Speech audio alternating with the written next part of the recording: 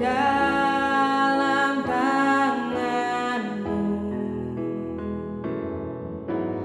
Darahmu, salibmu, tebus hidupku. Namamu berkuasa, sanggup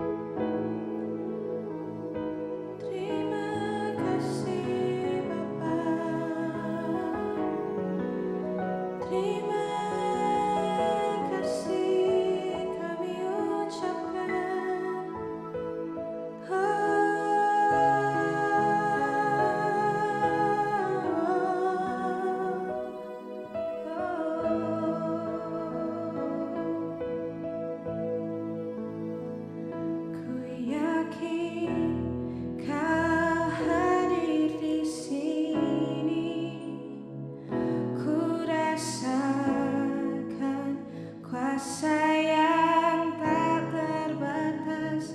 Ku yakin Kau nyata di sini, kemenangan terjadi di sini.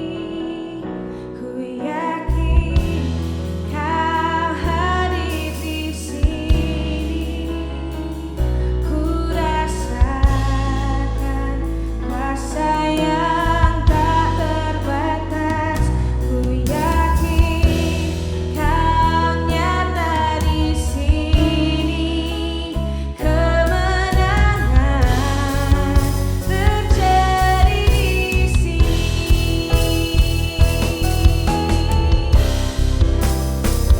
Ku yakin Kau hadir di sini.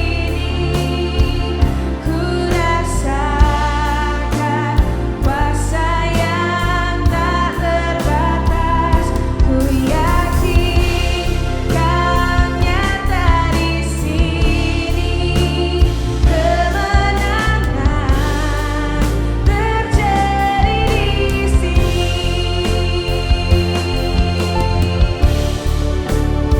Ku yakin Kau hadir di sini. Ku rasakan kuasa yang tak terbatas. Ku yakin Kau nyata di sini, kemenangan terjadi di sini, kesembuhan terjadi di sini, kelepasan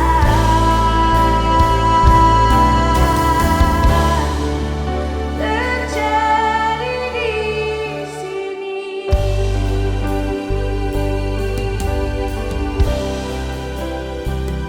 Oh, kami percaya Bapa.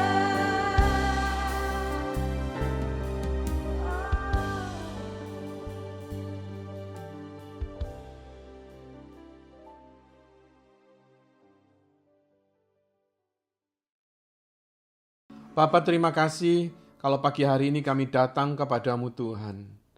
Kasih-Mu luar biasa dalam kehidupan kami. Engkau yang menjagai kami. Sekalipun keadaan lingkungan kami lagi lockdown, kami percaya Tuhan, urapan-Mu turun atas kehidupan anak-anak-Mu yang rindu mencari wajah-Mu.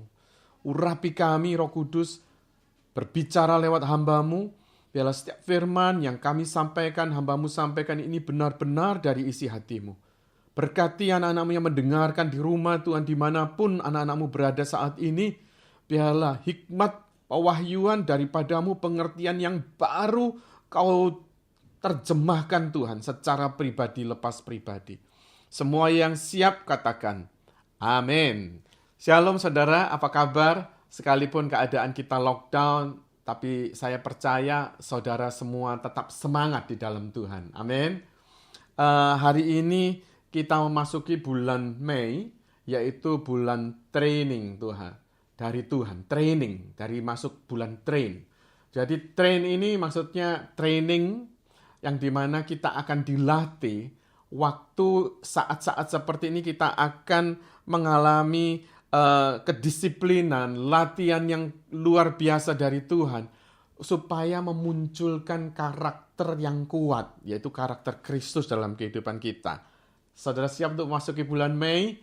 Haleluya. Saya percaya saudara, kita akan hadapi bersama-sama, yaitu bersama Yesus, segala sesuatu yang saudara dan saya hadapi.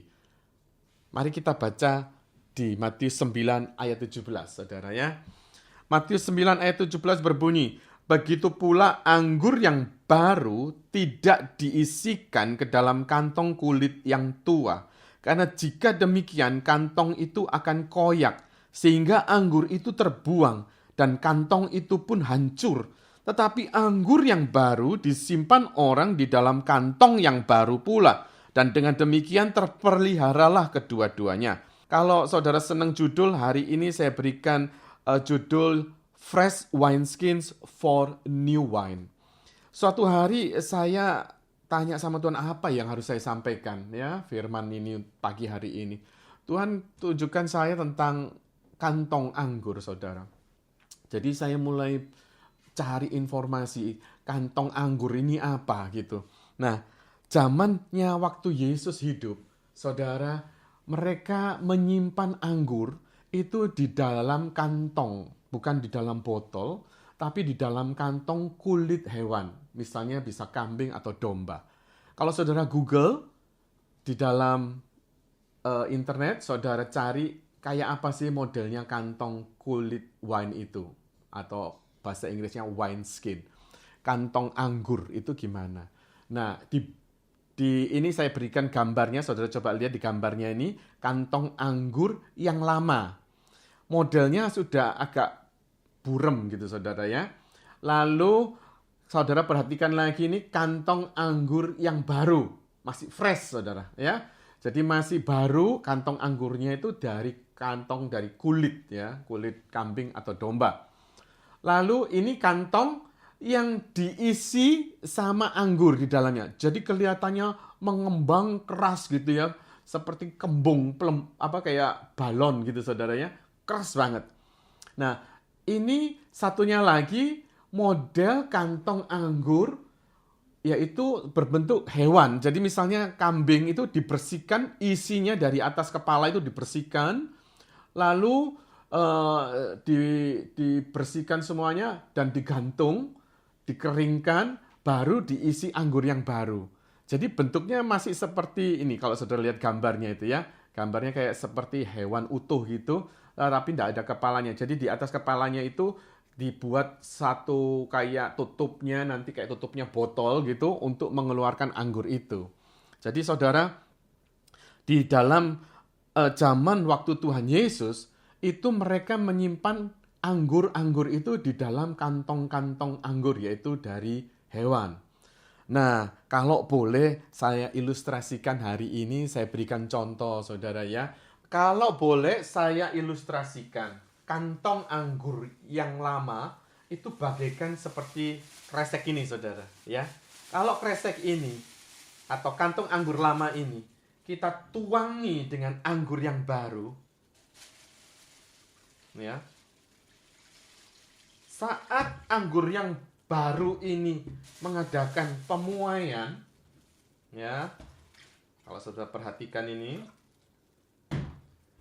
karena anggur yang baru itu memiliki kuasa yang dinamis, dia merasa peregangan. Begitu kantong anggur yang lama mengalami peregangan seperti ini, dia akan burst, saudara, dan dia akan menghancurkan kantong itu, bahkan anggur ini terbuang percuma. Sia-sia, saudara. Jadi nggak ada artinya. Coba lihat, ini ada satu kebocoran mungkin ya, kalau dikerasin dia meledak dia, boom. Ya, saudara perhatikan tadi, kalau anggur yang lama, di kantong anggur yang lama, dia nggak bisa, saudara. Nah, sekarang saya tunjukkan kantong anggur yang baru. Kantong yang fresh ini. Dengan anggur yang fresh. Ya, dengan anggur yang fresh, saudara ya. Lalu terjadi pemuaian, fermentasi anggur itu.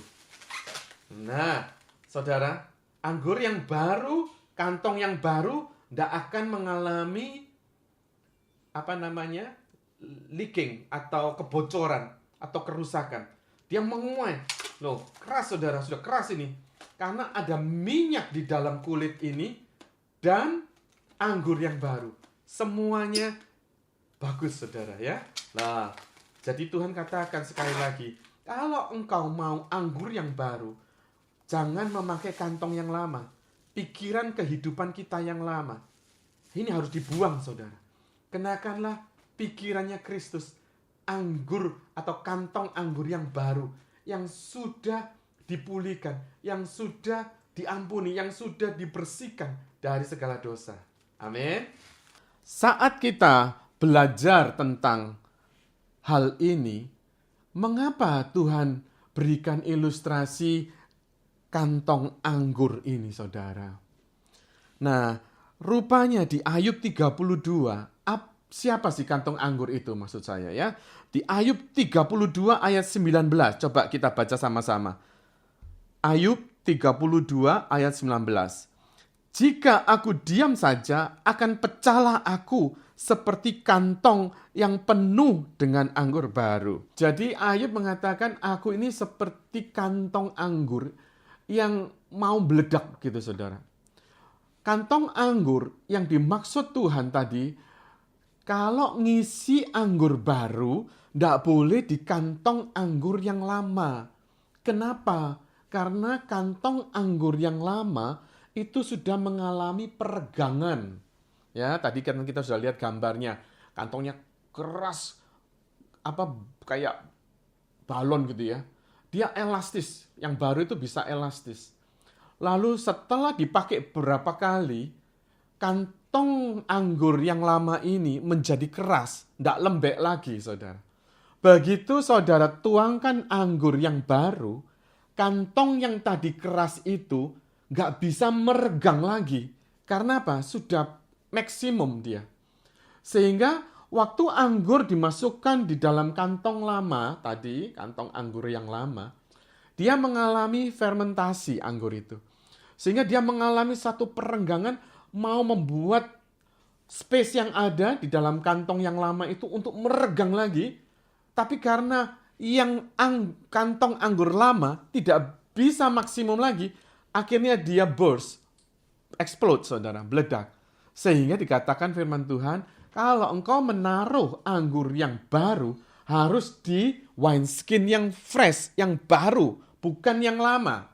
Nah, kita mau belajar, tadi wineskin itu gambaran dari diri kita.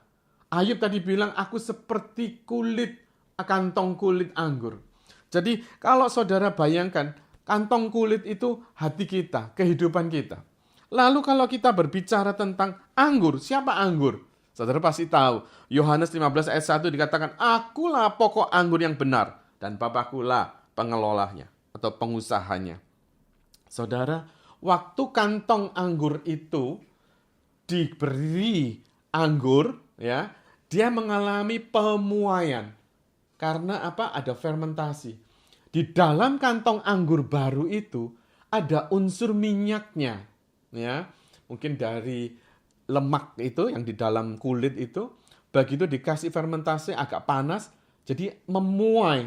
Kantong anggurnya memuai. Sedangkan anggur sendiri merupakan satu kekuatan yang luar biasa. Dia bisa fermentasi dan kalau boleh dikatakan ada satu kuasa di dalam anggur itu. Ada satu power di dalam anggur itu untuk menggerakkan kantong anggur itu expand. Ya saudara, di dalam Kisah Rasul 1 ayat 8 dikatakan demikian. Tetapi kamu akan menerima kuasa kalau Roh Kudus turun ke atas kamu dan kamu akan menjadi saksiku di Yerusalem dan di seluruh Yudea, Samaria sampai ke ujung bumi. Bayangkan saudara, anggur adalah gambaran dari kuasa Tuhan. Anggur gambaran dari pencurahan roh Tuhan. Yaitu waktu Tuhan Yesus mau naik ke surga, dia katakan kepada murid-muridnya, ayo tunggu dulu, kumpul dulu di sini di Yerusalem. Di Kisah Rasul 1 ayat 8, kamu akan menerima apa? Kuasa. Kuasa itu berbicara tentang Roh Kudus, saudara. Nah, anggur itu juga berbicara tentang kuasa Roh Kudus. Sehingga kalau diartikan di dalam bahasa Inggris itu dikatakan, but you will receive power and ability when the Holy Spirit comes upon you, and you will be my witnesses to tell people about me, both in Jerusalem, in all Judea, Samaria, and even to the ends of the earth. Kalau diambil artinya, bahasa sesungguhnya, di sini kuasa dalam bahasa aslinya artinya dunamis atau dynamite. Jadi kalau kita berbicara tentang Roh Kudus, anggur yang baru, anggurnya Tuhan yang baru, yaitu kuasa Roh Kudus, itu memiliki kuasa yang dinamis, yang seperti dinamit yang bisa meledak, saudara. Bayangkan, Tuhan bilang, kalau kantong anggur yang lama tidak bisa diisi dengan anggur yang baru. Kenapa? Karena di dalam anggur yang baru memiliki kuasa yang dinamis, yang bisa meledak, saudara. Sedangkan di dalam kantong anggur yang lama, dia tidak mempunyai elastisitasnya lagi. Sudah macet, saudara. Nggak bisa berkembang lagi. Begitu diisi langsung dengan kekuatan Roh Kudus, dia meledak. Makanya percuma Roh Kudus dicurahkan kepada orang yang tidak mau menerimanya atau yang masih memakai pikiran lama. Nah, kan kita ini seumpamanya kantong anggur. Mari kita memberikan kantong anggur kita yang baru setiap hari untuk bisa menerima curahan Roh Kudus, anggur yang baru setiap hari. Sehingga dengan kantong yang baru, anggur yang baru datang. Kantong yang baru, anggur yang baru datang. Kenapa? Karena apa, saudara? Kalau kita melihat zamannya Yesus itu, ada orang Saduki, ada orang ahli Taurat, ada orang Farisi yang pintar tentang agama, yang pintar tentang firman. Tetapi mereka tidak bisa menerima curahan Roh Kudus itu yang baru. Dia selalu menolak tentang firman Tuhan yang memberikan perumpamaan, yang memberikan kekuatan. Dia tolak semuanya. Kenapa? Karena mereka masih memakai anggur itu, tempat kantong anggur yang lama. Sehingga mereka tidak bisa menerima atau meresap anggur yang baru yang Tuhan berikan. Saudara, kenapa zaman sekarang juga banyak anak-anak Tuhan yang berbicara tentang bahasa roh? Kalau kita ngomong bahasa roh, orang bisa bilang gini, saudara. Maaf ya, mereka nggak suka kamu nggak bisa bahasa roh. Atau yang lain, kamu bahasa roh, bahasa apa itu? Saudara, di dalam hal ini, bukan saudara bisa bahasa roh atau nggak bisa bahasa roh.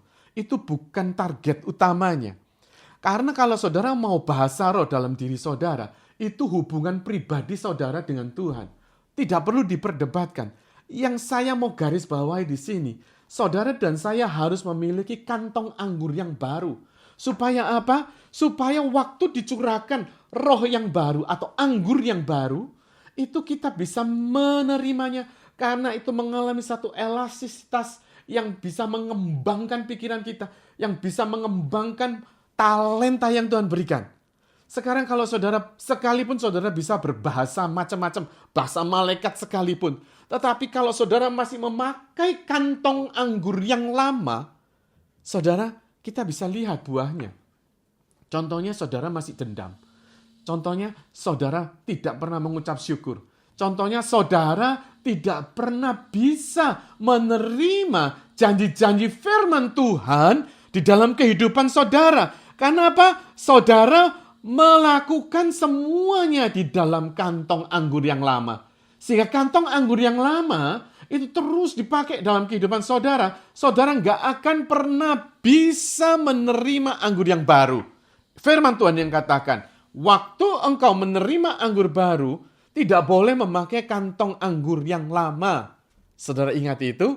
Jadi sekali lagi, tidak perlu lagi kita membahas, oh kamu kenapa tidak bisa bahasa roh? Oh karena bahasa roh ini gini begitu. Nggak perlu, saudara.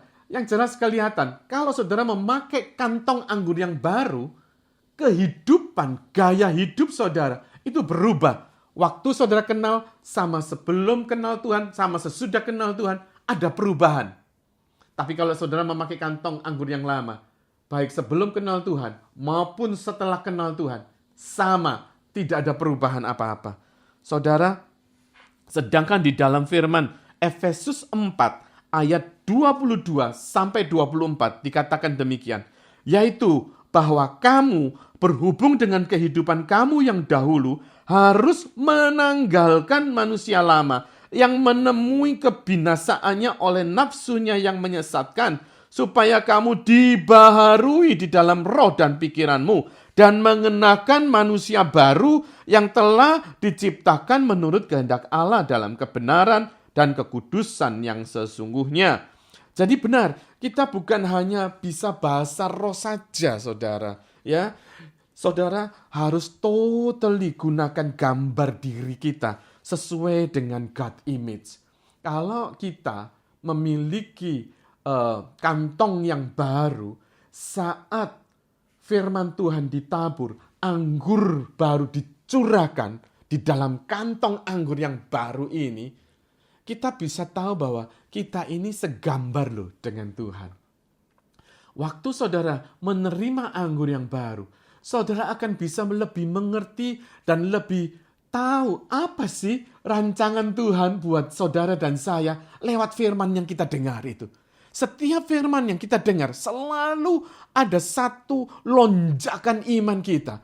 Sehingga ada satu perubahan yang dulunya mungkin kita sering ngomel saudara ya. Yang mungkin dulunya kita tidak pernah bersyukur, kita tidak pernah mengucap syukur. Kita mungkin iri terhadap teman-teman kita.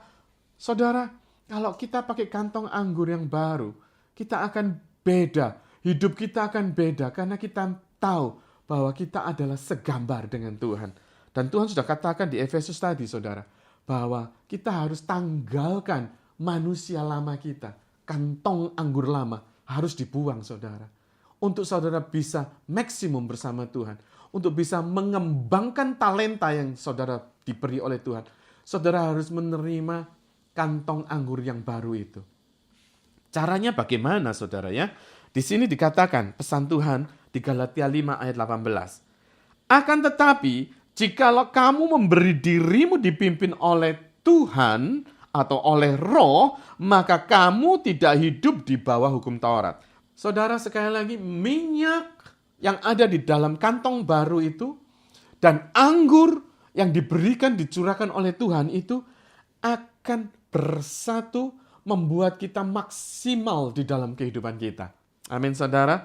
Dan dikatakan juga bahwa kehidupan lama kita yang penuh dengan kedagingan itu harus dibuang.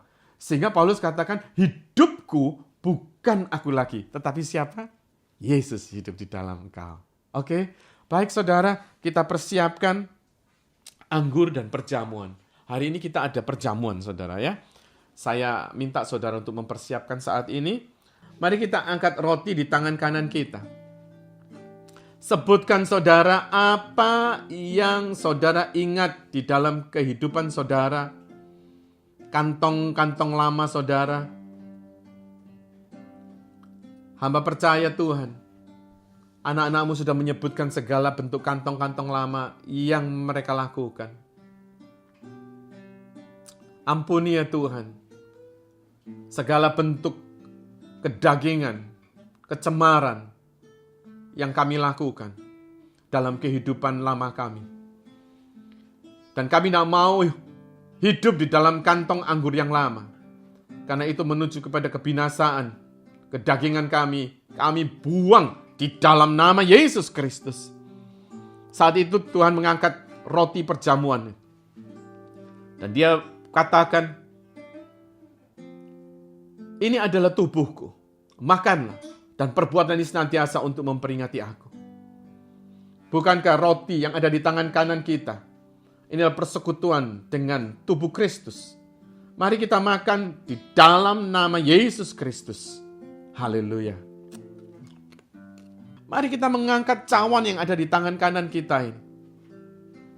Bapa, Engkau tahu Tuhan, apapun yang sudah anakmu katakan, apapun yang sudah ditanggalkan di dalam namamu Yesus Kristus. Hamba percaya Tuhan, hari ini Engkau sudah putuskan segala kantong-kantong anggur yang lama. Dihancurkan dalam nama Yesus Kristus. Saat itu Tuhan mengangkat cawan perjamuan. Dia katakan kepada murid-muridnya, minumlah, inilah darah perjanjian anak domba Allah. Hamba percaya Tuhan, saat ini pun juga kami mengangkat cawan perjamuan anak domba Allah. Hamba percaya lewat darah perjanjian anak domba Allah ini, memutuskan segala kantong-kantong anggur kami yang lama di dalam nama Yesus. Bukankah cawan yang ada di tangan kananmu saat ini, yang atasnya ucapkan syukur ini, persekutuan dengan darah Kristus. Mari kita minum di dalam nama Yesus.